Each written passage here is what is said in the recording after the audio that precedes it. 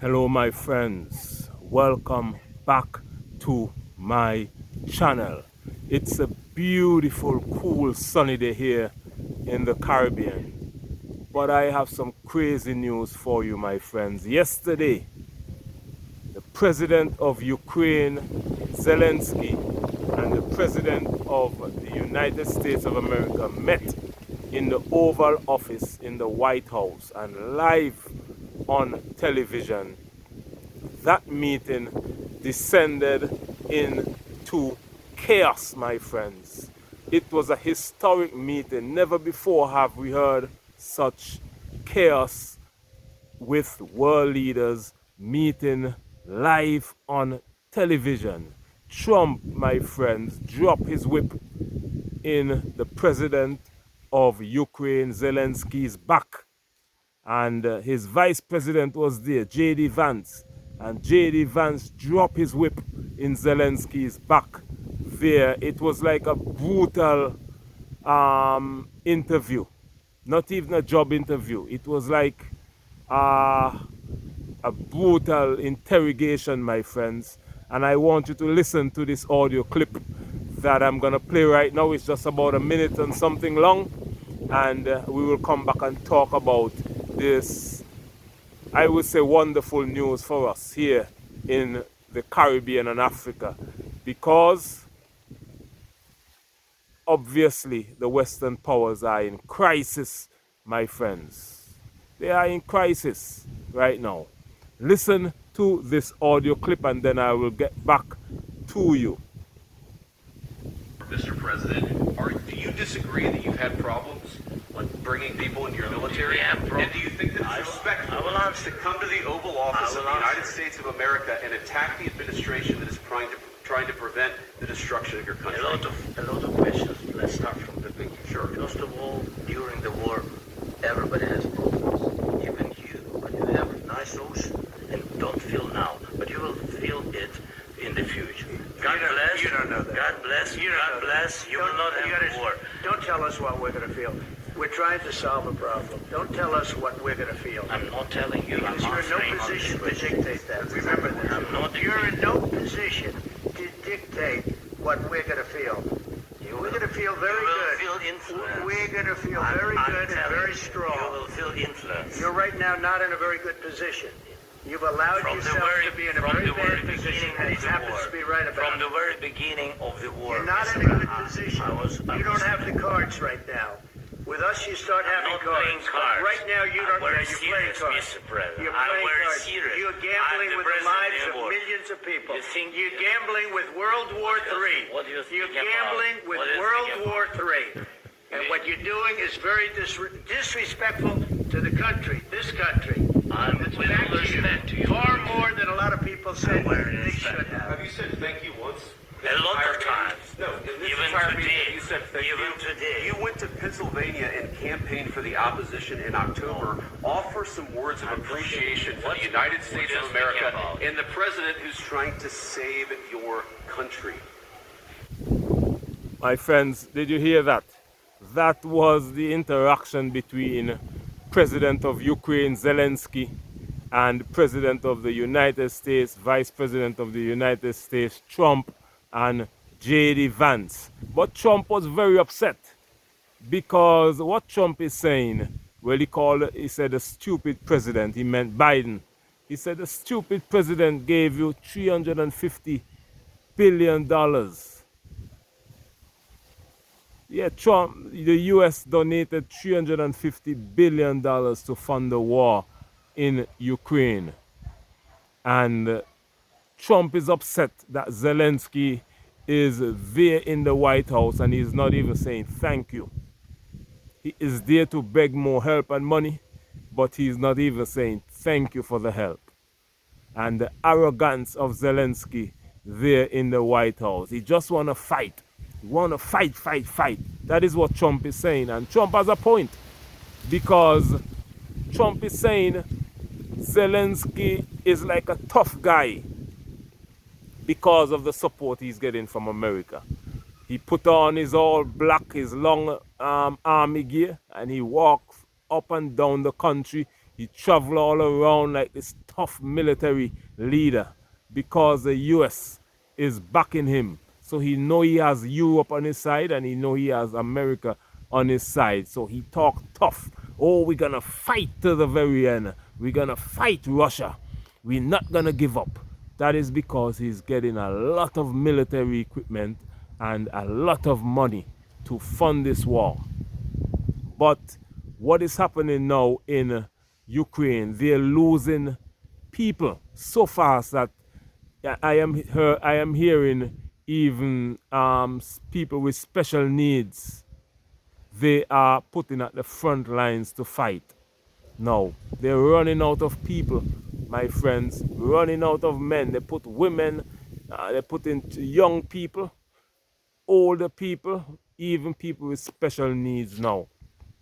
They are recruiting to fight. That is why Zelenskyy is asking Africa to please help him. I did a video on that. He wants Africa to send young men there to fight because they have all this money, they have all this equipment, but what they don't have is manpower on the ground because the European countries are too coward to send their citizens there to fight in Ukraine because they are afraid of the Russian power. They're afraid of Russia.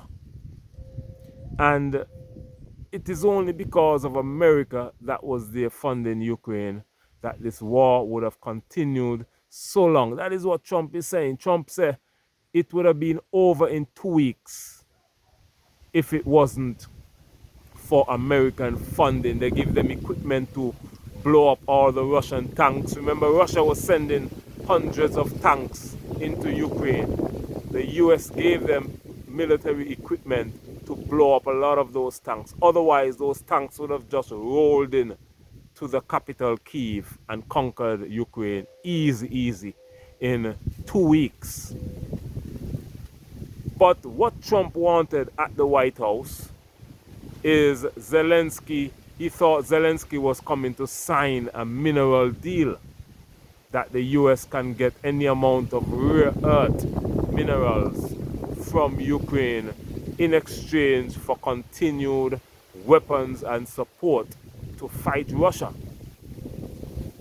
But Ukraine came there, wanted America to agree to give them any amount of support and weapons and to continue fighting. But what Trump is saying, he wanted peace.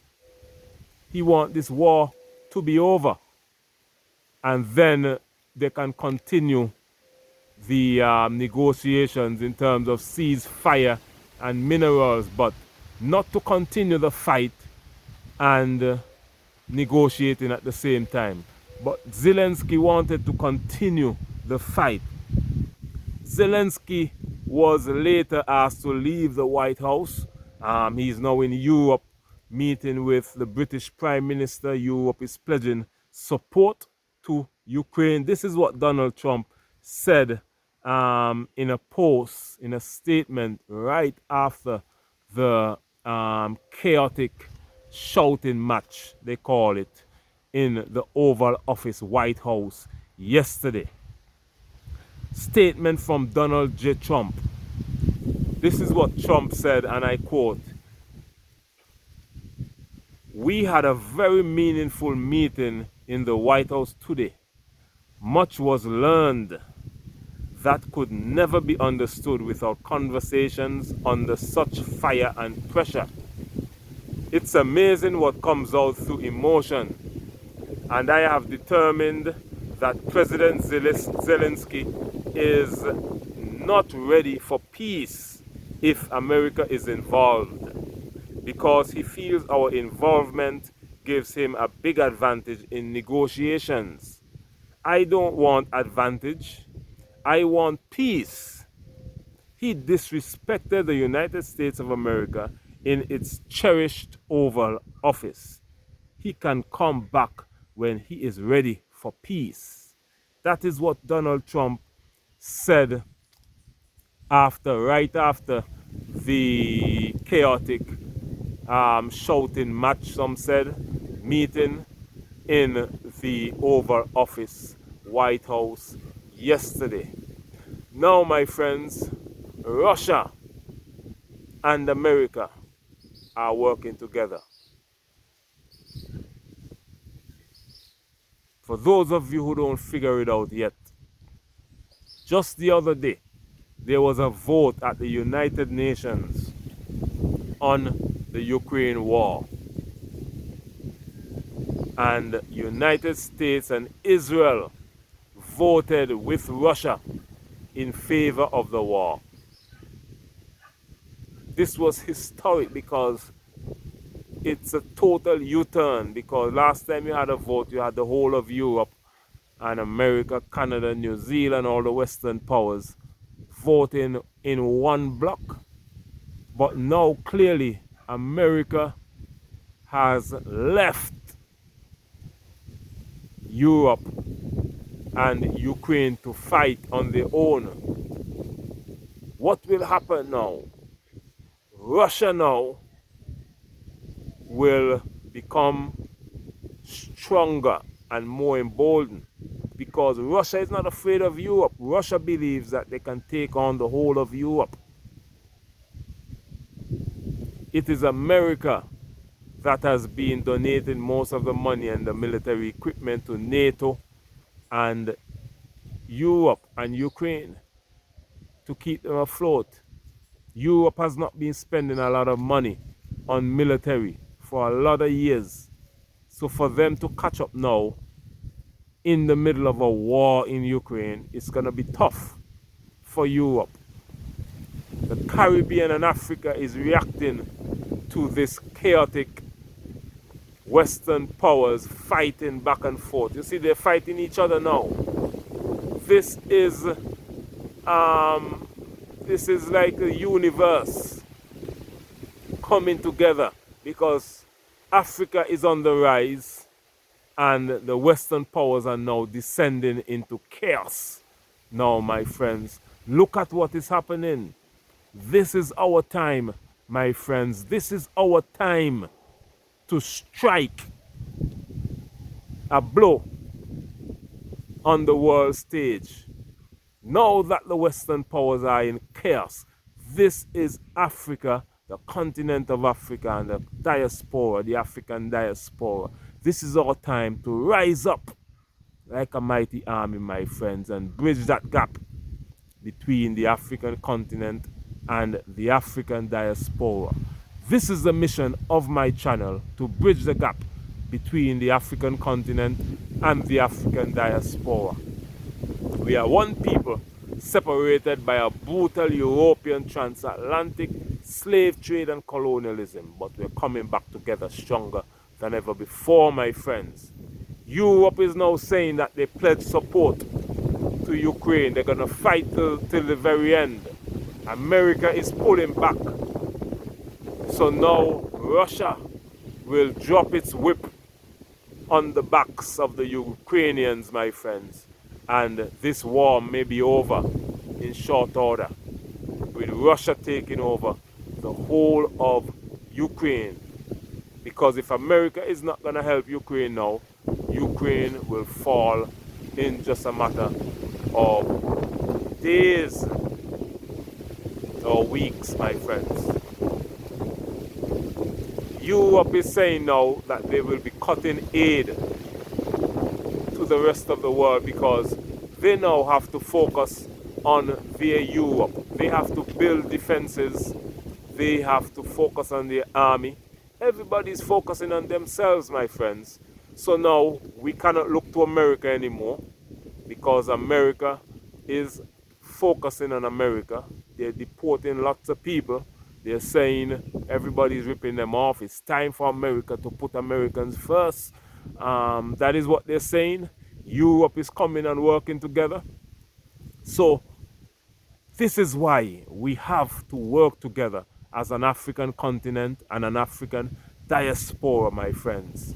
If you support the journey of bridging the gap between the African continent and the African diaspora, please consider subscribing to my channel. If you haven't done so already, you can also join the channel and become a member and support the journey my friends. Also like the video, share it with all your friends and family, and most importantly, comment your thoughts and opinion on what you think about Zelenskyy and Trump chaos in the White House yesterday, in the Oval Office, White House yesterday. Two presidents, the president of Ukraine, Zelenskyy, and the president of the United States of America, and the vice president of the United States of America, Donald Trump and J.D. Vance. J.D. Vance and Trump teamed up on the Ukrainian president Zelenskyy, and they gave him quite a whipping in the Oval Office.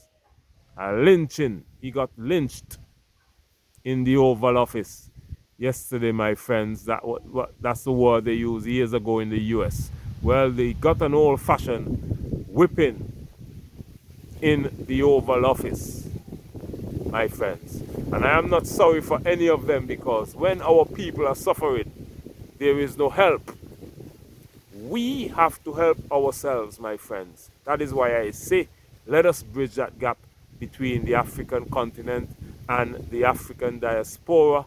We are one people, separated by a brutal European slave trade and colonialism. Let us work together. Let us build stronger businesses, stronger families, and stronger people, a stronger nation, together as one, my friends. The African diaspora is the Caribbean island nations. This is where I'm at right now. I'm in the beautiful Caribbean, and the African diaspora is also African Americans, Afro-Europeans, Afro-Canadians, Afro-British, Africans in South America. And the African continent is 54 massive, strong, wealthy African countries, my friends. Oh, what a wonderful world it will be if the African continent and the African diaspora join together in a meaningful way and bridge that gap between the African continent and the African diaspora. My name is Beyond. Thank you for watching this video. This is Beyond Uncut. I post videos every day about the African continent and the African diaspora, issues affecting our people worldwide.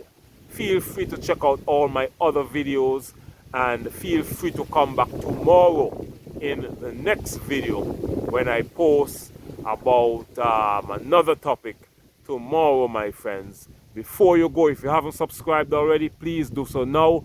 Like the video, share it with all your friends and family. Please comment, and let's have a wonderful interactive conversation, my friends. My name is Beyond, and I'll see you again tomorrow on Beyond Uncut, where we bring to you the real news from an African diaspora and an African continent perspective, my friends.